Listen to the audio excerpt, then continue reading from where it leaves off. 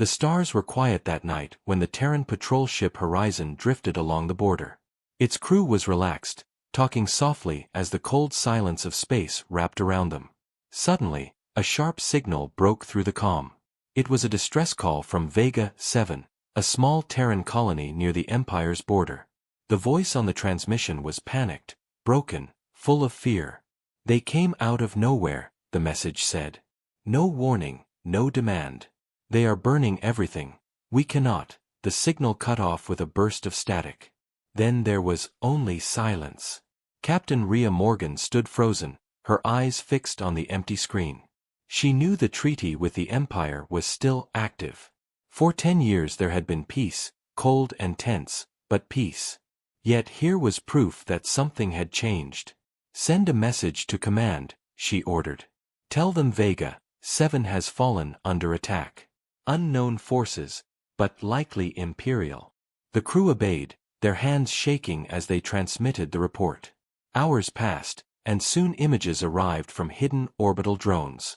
Fires burned across the colony's surface. Buildings were reduced to ash. Only wreckage floated where defense satellites once stood. Among the debris, one piece drifted close to the drone's lens. A broken shard of armor with the Empire's sigil burned into its surface. It was no accident. It was a message. Back on Terra, the Council gathered in the Great Chamber. The air was heavy with anger and disbelief. Some senators shouted for answers. "The Empire swore to respect our border." Others demanded restraint. "We cannot risk full war over one colony. We must confirm the truth." But the truth was already there, floating in the ashes of Vega 7. Survivors were few, their voices filled with pain and fury. One recorded plea was played across the chamber. A young woman's voice, trembling. "If anyone hears this, they didn't come to negotiate. They came to erase us. Tell Earth. Tell them not to trust their lies." Admiral Corin Hayes, commander of Terran Defense Fleet, stood at the center of the storm. "This was not an accident," he said firmly. "The Empire crossed the line. They tested our silence." Yet the Council hesitated. The Empire was vast, older and larger than Terran space. Open war could cost millions of lives. The Emperor would surely deny the attack, call it the act of pirates or rogue captains. But the evidence was too clean, too precise. The Empire's mark was clear. That night, in the dark halls of Terra's High Command, a decision began to form. Not of war, not yet, but of preparation. "If they strike again, we will not be unready," said Admiral Hayes. Orders were sent in secret. Intelligence agents were deployed along the border. Silent fleets were moved closer to strategic points. And deep in the Luna shipyards, something older and far more powerful was awakened from its long sleep. A Titan-class warship, the kind that had not flown since the last Great War. Its name was Vanguard of Earth, and its hull gleamed like cold iron under the moonlight. In the shadows, engineers whispered, "If the Empire thinks we are weak, they will soon learn the truth." But the public did not know. For now, the Terran government kept the matter hidden, fearing panic. The news said only, "Disturbance near the border. Investigation ongoing." Yet rumors spread like wildfire. Traders spoke of Imperial fleets gathering near the nebula. Refugees whispered of missing ships. The border felt colder, darker, like a storm about to break. On the Empire side, their leaders celebrated in secret halls. To them, Vega 7 was only a test, a probe to measure Terran reaction. "They will bark," said one Imperial admiral, laughing over a glass of crimson wine, "but they will not bite. Terrans are soft. They trade, they talk, they cling to their treaties. They have forgotten how to fight." He was wrong. Far away, under the silent stars of Terra, the memory of old wars still burned. The people had not forgotten the price of peace. And now, with every image of burning colonies, every silent scream lost in the void, something fierce began to stir. The line had been crossed. There would be no turning back. As the Horizon patrol ship made its way home, Captain Rhea stood at the window, watching the endless stars. She whispered to herself, They think this is the beginning of their victory. They do not see it is the beginning of their end. The engines hummed. The stars drifted by. Somewhere in the dark, war was already breathing. The Terran border was silent, but only on the surface. Far beyond the watchful eyes of common traders, in the dark clouds of the Andrus Nebula, something was moving. A Terran spy drone, no larger than a shuttle's wing, floated like a ghost between the stars. Its sensors flickered, its cameras turned, and there they were, shadows of war. Dozens of Imperial ships, hidden in the mist, their engines running cold to avoid detection. They were gathering, like predators waiting for the right moment to strike. The drone recorded everything. Images of warships, troop carriers, and supply vessels filled its memory banks. Then it turned and ran, silent and fast, carrying the proof of what everyone feared. Vega 7 had not been an accident. It was only the first blow. Back on Terra, the council chamber was louder than ever. Citizens across the systems were demanding answers. "Where is our protection?" they shouted. "How many more colonies must burn before we act?" News channels were filled with arguments, speculation, and fear. Some leaders still pushed for diplomacy, for one more chance to talk with the Empire. But the message from the border was clear: the Empire was preparing for war.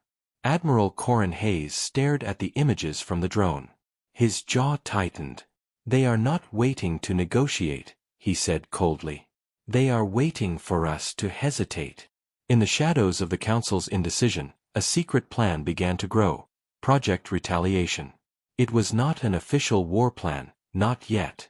It was a silent gathering of the strongest ships, the best crews, and the most advanced weapons Terran space had built but never shown. At the heart of it was the Titan-class dreadnought vanguard of Earth. Its massive frame, still hidden in the Luna shipyards, was slowly awakening. Engineers reactivated ancient systems, loaded rail cannons the size of city towers, and installed new stealth arrays capable of bending light itself. "If they bring war to us again," Admiral Hayes whispered to the ship's silent bridge, "we will answer with fire." On the Empire's side, their leaders played a dangerous game. Their ambassadors smiled in the halls of diplomacy, calling the reports lies spread by smugglers and pirates. But their admirals sent coded orders. Fleets were told to hold position and wait for the signal. Border worlds that once traded freely with Terrans were now swarmed with Imperial patrols. Merchant vessels disappeared in the void. Miners sent last messages before going silent. The border was turning into a blade, and both sides could feel its edge. Among the Terran people, whispers turned to anger.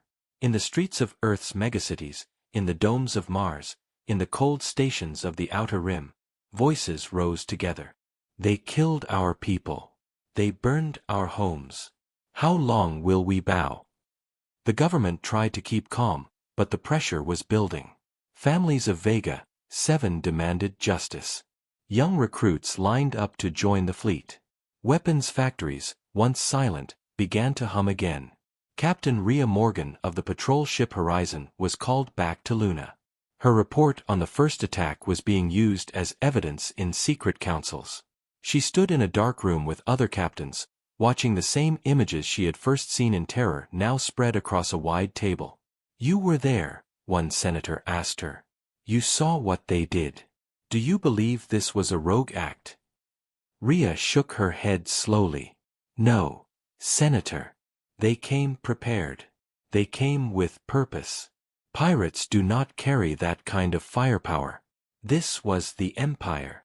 Her words were added to the growing weight of truth that no one in power could ignore. Still, no official declaration was made. Terra wanted the Empire to make the next move. To the stars, it would seem like Terran space was quiet, wounded, hesitant. But in secret, a trap was being set. Fleets were ordered to shadow the border in deep stealth. Intelligence agents infiltrated Imperial supply lines. Sleeper satellites were activated in dead systems. And above all, the Titan warship vanguard of Earth received its first real orders: stand ready. The moment they strike, you are the first flame. Out in the Andrus Nebula, the Imperial fleet waited. Its admirals grew confident, even arrogant. "The Terrans are slow," they laughed. "They argue while we advance. When the time is right, their worlds will fall like dry leaves." They did not know that every movement they made was being watched. They did not know their shadow war had already been exposed. They did not know that Terran patience was not weakness. It was the sound of a storm being forged. As the spy drone's final transmission reached Earth, Admiral Hayes stood at the viewing deck of Luna Command. Below him, the Titan's engines glowed faintly for the first time in years. "You wanted a line," he murmured, looking toward the distant stars where the Empire waited. "You crossed it. Now we will draw our own." The convoy drifted silently through the dark space between stars, carrying refugees from the ruined colony of Vega 7. There were children crying softly in the cabins, families clutching what little they had left, and old miners staring out the windows at the endless black. They thought they were safe now, far from the border, but the void had its hunters. Without warning, shadows appeared from the dark, 3 Imperial raiders, their hulls cold and silent, weapons already armed. The convoy captain shouted for help, but no warship was near enough to answer. The raiders opened fire. Cargo ships burst like paper under plasma rounds. Escape pods were launched but were picked off one by one.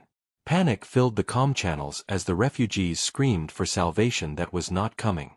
Until the stars moved. A shape vast and cold slipped out of the dark like a sleeping beast opening its eyes. It was the Titan-class dreadnought vanguard of Earth, its hull black as midnight, its engines barely a whisper. The Imperial raiders turned their guns toward it, laughing over their private comms. "One ship? A single Terran warship dares to challenge us." They fired. The plasma blasts struck the Titan's shields and fizzled like sparks on an ocean. Then the Titan replied. Its main rail cannon roared once, and the first raider was torn in half. The second tried to flee, but its engines were cut by a single precision shot. The third fired wildly, desperate, but its weapons could not even scratch the Titan's armor. In less than 2 minutes, all 3 raiders were gone, burning wreckage scattered across the void. The convoy fell silent. Survivors watched from their broken ships as the massive warship moved past them like a silent guardian. Captain Rhea Morgan, now assigned as first officer aboard the Titan, stared at the fading fireballs. "They wanted to hunt the helpless," she said coldly. "Now they have seen what waits in the dark." The Titan's crew began rescue operations, pulling survivors aboard, repairing the crippled convoy, sending messages to Earth. For the first time, the people of Terran space heard good news. The Empire could be stopped. Whispers turned into resolve. Across the colonies, across the fleets, a new fire began to burn. The Empire, however, mocked the reports. Their propaganda channels called it an exaggeration, a lie. "Terrans cannot build such ships," they declared. "Even if they did, one ship does not make a war." Their admirals laughed in their star palaces, believing the attack meant nothing. But their scouts whispered differently. They spoke of a warship that moved like a ghost, struck like thunder, and left no survivors. Fear began to seed itself among the Empire's lower ranks. The Titan's victory was more than a rescue, it was a message. Back on Terra, Admiral Hayes studied the battle report. The rail cannon's single shot had destroyed a ship 3 times faster than any Imperial cruiser. The stealth systems had held perfectly. "Good," he said, his eyes hard as iron. "Let them laugh. Let them believe we are weak. Every time they underestimate us, it will cost them blood." In the following days, the Titan moved like a shadow along the border, saving convoys, hunting raiders, striking quickly then vanishing. Its name spread in whispers, Vanguard of Earth, the ship that does not retreat. In the taverns of the Outer Rim, smugglers raised glasses to its name. On the Empire's side, captains began refusing orders to enter certain sectors, claiming their ships had technical failures. The first cracks in Imperial arrogance were forming, but still, the High Lords refused to see the storm.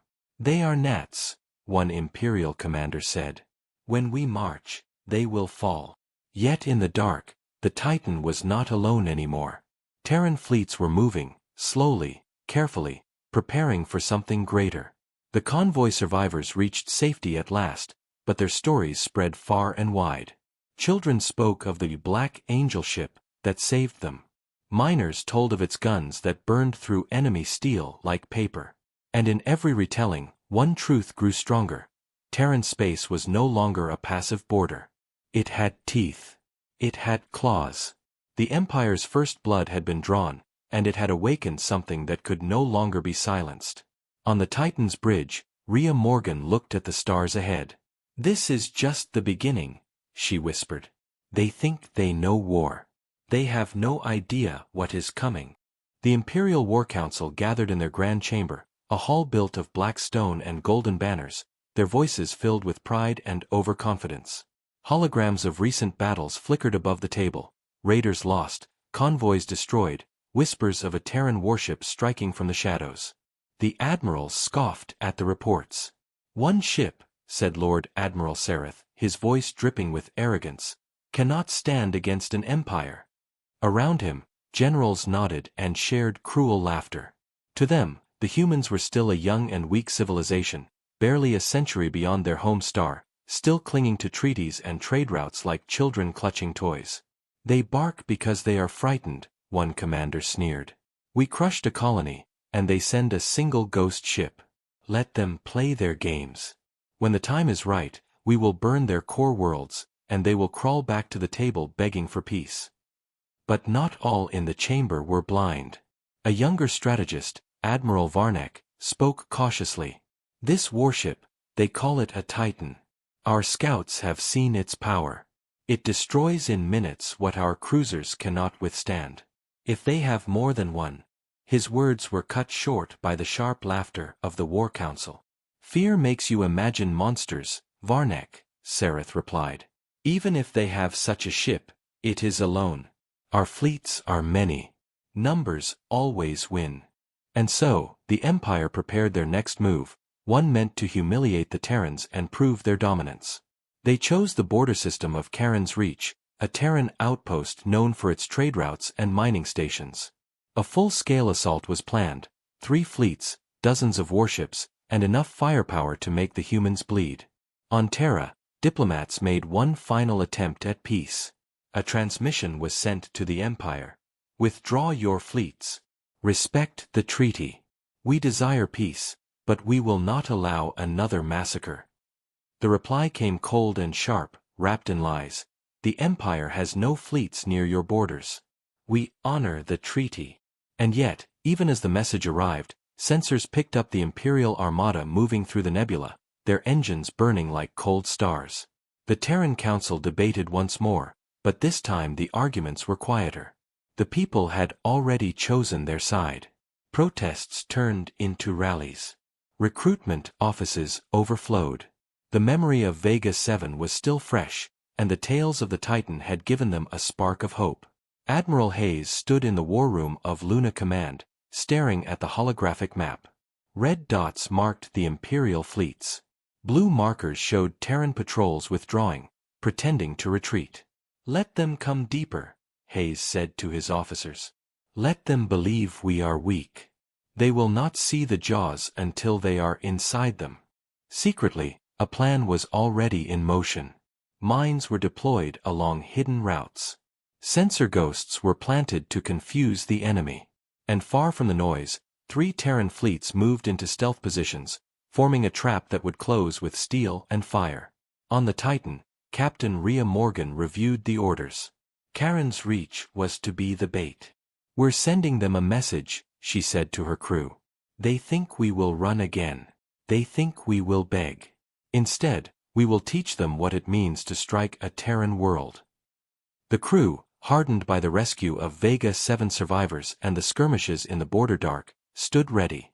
Across the system, civilians were evacuated quietly, their ships hidden behind asteroid belts and station tunnels. Only a skeleton defense remained visible, just enough to tempt the Empire into arrogance. And the Empire, true to its nature, took the bait. Their fleets arrived like a storm, banners unfurled, weapons hot, their admirals boasting over open channels. "Terran space will be ours before their sun sets," Sareth declared as his fleet cut through the outpost's weak defense lines. Mining stations burned. Satellites were torn apart. For a moment, it looked like another Vega 7 was being born. But the moment did not last.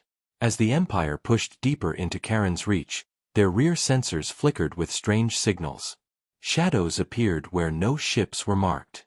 One by one, Imperial scouts vanished.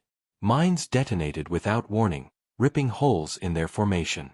And then, from the far edge of the system, the Titan emerged, its rail cannons armed, its engines bright as dawn. Behind it, Terran fleets uncloaked from the dark, their numbers far greater than the Empire ever imagined. The trap had closed. On the Imperial flagship, alarms screamed as their communications fell into chaos.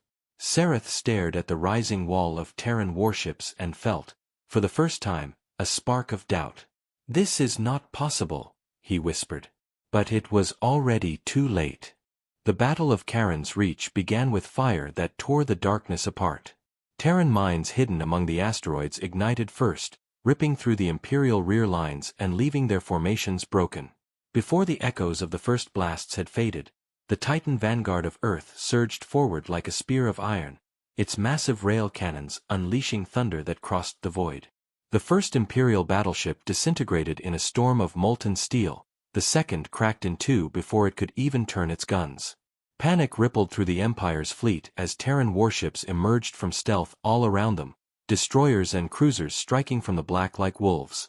Imperial commanders barked orders, their voices sharp with disbelief. "Form the line. Crush them with numbers." But numbers meant nothing when the trap had already closed. Terran ships moved with precision, their formations planned for weeks, their weapons aimed with ruthless accuracy. Missile swarms cut through Imperial carriers. Fighter wings danced between plasma bursts, shredding bombers before they reached their targets. The void was filled with fire, but for the first time, the fire burned brighter for the Terrans. On the Titan's bridge, Captain Rhea Morgan stood firm, her eyes never leaving the tactical map. "Keep the pressure on their flagship," she ordered. "Drive them into the belt, don't give them room to breathe." The Titan's rail cannon fired again, a single shot that tore the Imperial command ship's bridge apart, killing Admiral Sareth before he could send his retreat order. Without their leader, the Empire's fleets faltered, their lines collapsing as Terran warships pushed forward like a tide. Across the system, civilians watched the battle unfold from hidden bunkers and deep space relays. For the first time since Vega 7, they saw Imperial warships burn and Terran banners rise unbroken in the stars. Messages of hope flooded across the colonies. "We can win. We are not weak." The wrath of Terran space had finally awakened. On the Empire's side, confusion turned to fear. Admirals in far-off palaces demanded reports, but what they received were fragments. Panicked transmissions, screams, the last flashes of destroyed fleets. "It is one ship," they cried, unwilling to accept the truth. But it was not one ship anymore. It was an alliance of steel, a fleet born from betrayal, a nation united by fire. The Titan led them, but behind it came hundreds of vessels ready to strike. As the battle reached its height, the Empire tried to retreat, their cruisers breaking formation and fleeing for the nebula. Terran ships did not chase them blindly, they herded them instead, driving them into the minefields and cutting off their escape routes one by one. Hours later, the void fell silent. The wreckage of 3 Imperial fleets drifted among the stars, their once proud banners torn and burning. Terran losses were heavy but far less than feared. Charon's reach was scarred but not broken. It had become a fortress of defiance. In the war room of Luna Command, Admiral Hayes received the victory report with a grim nod. "This is not the end," he said quietly to his staff. "This is the beginning of a war they thought we would never fight." Orders were sent across Terran space: expand the fleets, fortify the borders, and prepare for the next strike. Factories that had slept for decades now roared to life. Young men and women lined up in endless queues to join the defense forces. The Empire had woken something that would not return to silence. In the capital of the Empire, the news spread slowly, filtered by censors, twisted by propaganda, but the cracks were visible. Merchant guilds complained of lost trade routes. Frontier lords whispered of Terran ambushes. Common soldiers asked questions their officers could not answer. How did the humans do this? How did they strike so fast? And in the shadows of the throne, the Emperor listened, his eyes dark with cold anger. He would not admit defeat, not yet. He ordered a new plan, a strike that would cut the Terran heart, Earth itself. If they wish for war, he said, his voice echoing through the grand hall, then let them feel it at their home. But far from his throne, in the cold light of Charon's reach, the Titan floated silently among the wreckage. Captain Rhea watched the stars and whispered, "They have drawn our blood. We have answered. Now they will learn what it means to cross us." The alarms rang across the Sol system like a storm breaking the silence of a calm night. At first it was only a faint signal from deep space, a distortion near the edge of the Kuiper belt. Then it became clear, an Imperial fleet was coming. Scouts counted more than 30 warships, carriers and cruisers moving in tight formation, their course direct and merciless, Earth. Panic spread through the civilian networks as the first warnings reached Mars and the outer colonies. Evacuations began, defense grids powered up, and every ship near the inner worlds was called to arms. On Luna Command, Admiral Hayes stood at the central table, his jaw set like stone. "They want to cut out our heart," he said. "They think one strike will break our spirit. They are wrong." Orders spread like fire.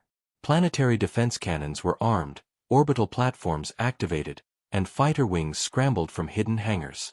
Yet the enemy moved fast, faster than expected. Within hours, their lead elements breached the outer defense lines and headed for Mars, destroying several listening stations along the way. The first battle began near the Red Planet, where Terran frigates tried to hold them off long enough for reinforcements to arrive. It was brutal and one-sided at first. The Empire brought overwhelming numbers, and the defenders were forced to retreat into the shadow of Phobos and Deimos, bleeding but unbroken. Civilians watched from the domes of Mars as streaks of fire lit the sky, each one a dying ship. Then the Titan came. The vanguard of Earth emerged from the dark like a rising storm, its hull still marked by the scars of Charon's reach but its guns ready for war. Captain Rhea Morgan stood on the bridge, her voice steady as the ship's systems powered up. "Target their carriers first," she ordered. "Break their spine." The rail cannons fired, and the first Imperial carrier exploded in a chain of bright shards that lit the orbit of Mars like a second sunrise. The Empire responded with fury, their cruisers turning to swarm the Titan, but the dreadnoughts' shields held and its escorts moved in perfect formation, cutting the attackers apart piece by piece.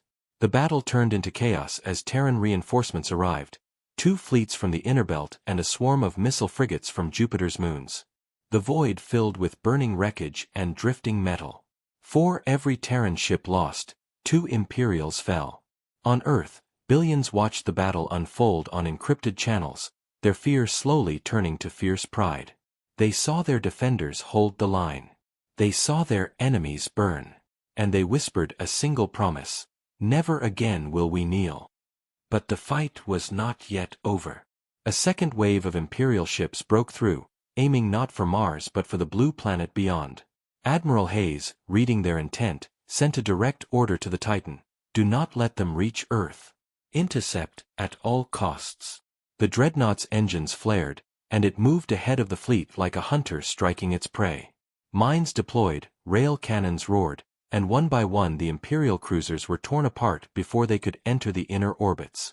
A few tried desperate maneuvers, diving through asteroid fields and solar debris, but Terran fighters chased them down like wolves, striking with precision learned in bitter wars. When the smoke finally cleared, the Imperial fleet was shattered. Wreckage drifted across the lanes of Mars and the cold of space beyond. Terran losses were real, names and faces etched into the memory of a people who refused to break, but the line had held. Earth still stood, its sky untouched. In the throne room of the Empire, the Emperor received the news with fury, shattering a glass against the floor. "Twice they have defied us," he growled to his council. "Twice they have turned our strength into ash. We will not retreat. We will not forgive." He ordered a new strategy, not another raid, but total war. Whole sectors would be called to arms, their fleets pulled from distant conquests to form a storm meant to drown the Terrans once and for all. But in Luna Command, Admiral Hayes already knew what must be done. "We cannot keep waiting," he told his officers. "Every attack we survive makes them bolder. It is time to strike back." Operation Final Dawn was born in that moment, a plan to take the war to the Empire's very heart. And as the Titan drifted above Mars, its guns cooling and its crew silent, Captain Rhea Morgan looked at the stars where the enemy had come from and whispered, "You came to our door with fire. Now we will bring the fire to yours." The skies above the Imperial capital were no longer filled with parades and banners but with fire and smoke as Terran fleets emerged from the dark edges of their system like a storm long promised. Operation Final Dawn had reached its endgame. For months the Terrans had fought in shadows, striking supply lines, destroying forward bases, cutting the Empire's strength piece by piece until its outer world screamed for help that never came. Now the heart of the Empire stood alone, surrounded by the cold stars and the wrath of those they had once mocked. The Titan vanguard of Earth led the charge, its massive hull reflecting the glow of burning stations and shattered defense rings. Captain Rhea Morgan stood on the bridge, her hands steady as the final commands were given. "Disable their throne fleet. Leave them no way to flee," she ordered, her voice like steel. Rail cannons thundered. Missile storms rained down. Imperial warships, once proud symbols of dominance, cracked and burned under the precise fire of a fleet forged by betrayal and tempered by vengeance. From the palace towers, the Emperor watched as his defenders fell one by one, his advisors shouting for retreat, for surrender, for anything that would save their homeworld. But he had waited too long, believing until the last moment that the Terrans would hesitate, that they would ask for peace, that they would fear the weight of history pressing against them. He was wrong. Across the city below, civilians hid in bunkers as Terran boarding parties seized orbital gates and power stations. Unlike the massacre of Vega 7, there were no screams of slaughter this time. The Terrans came with purpose, with fury, but also with discipline. They were not here to erase a people, they were here to end a regime that had drenched the stars in blood. On the Titan's deck, the crew moved like a single machine. They remembered the colonies that had burned, the families that had begged for justice, the children that had cried in the dark of broken ships. Every shot fired now carried that memory.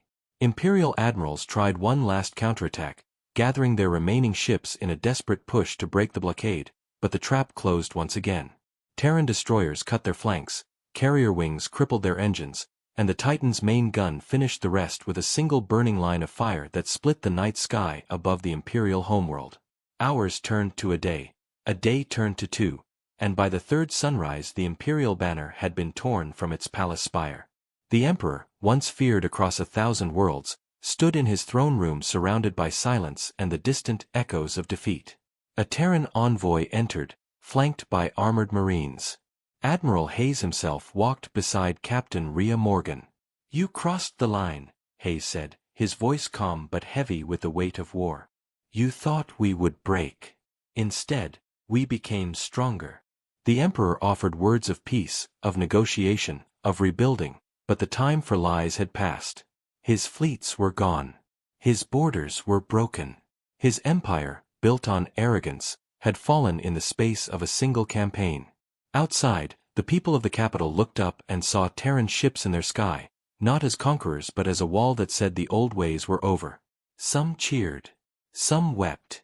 All knew the stars had changed forever. As the Terran flag rose over the captured station that once guarded the Imperial heart, a message was sent across the galaxy. Terran space does not forget. Terran space does not forgive. And when you burn our homes, we will return with fire tenfold. In the months that followed, treaties were signed, reparations demanded, and the survivors of Vega 7 returned to rebuild under the shield of the very fleet born from their tragedy. The Titan vanguard of Earth became a legend, its name whispered with respect and fear from one end of the galaxy to the other. Some called it the ship that ended an empire. Others called it the first hammer of a new age. On its bridge, as the stars slowly turned and the fires of war dimmed, Captain Rhea Morgan looked at her crew and said quietly, "It is over. But let the galaxy remember why it ended. Let them remember that we asked for peace, and they answered with fire. Now they know what our answer is.